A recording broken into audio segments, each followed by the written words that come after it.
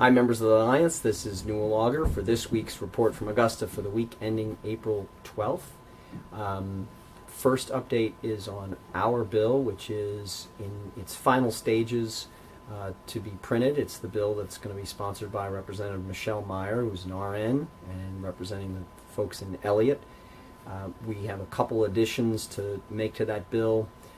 The revisor's office is going to make those final changes, and it will be printed and given an LD number, and then referred to the Health and Human Services Committee for a public hearing sometime the end of this month or maybe the 1st of May.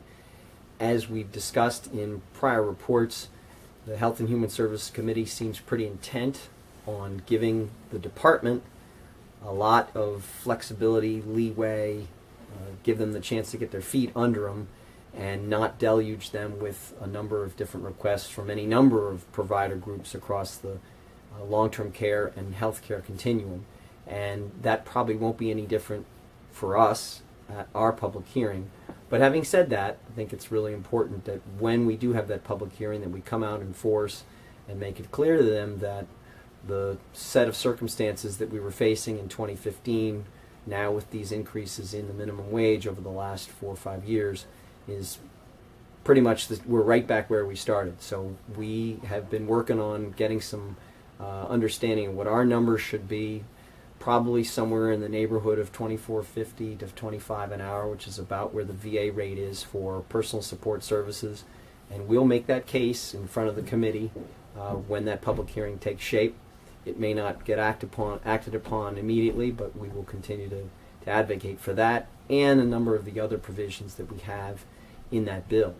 The Health and Human Services Committee within the last week submitted their review of the governor's budget back to the Appropriations Committee. That did include a continuation of the increases that we secured last year under Public Law 924 or LD 924.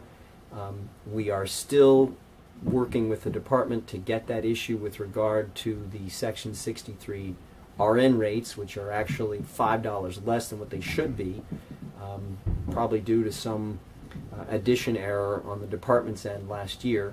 But we are working with the department, trying to be collaborative and cooperative, but also pushing the issue on the other side with the Senate and House chairs of the HHS committee, and we'll probably be looking to get that or relay that message also to the chairs of appropriations. We found out today that there may be some type of a change package that may include a fix because it wasn't part of the supplemental budget.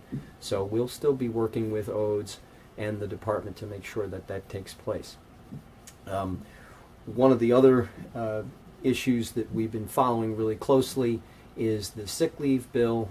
As we discussed previously, that bill was voted out of the Labor Committee on a strict party line vote, and it included sick leave reimbursement for per diems.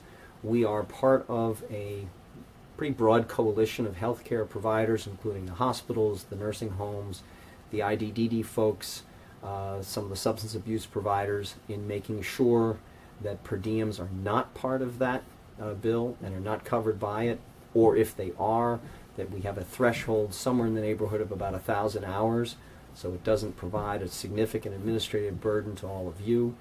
We also have made it very clear to folks that if there is going to be an added cost for providing sick leave to per diems, that be included in immediately in a reimbursement adjustment for those of you who are paid directly by MaineCare and can't just pass that on to your customers.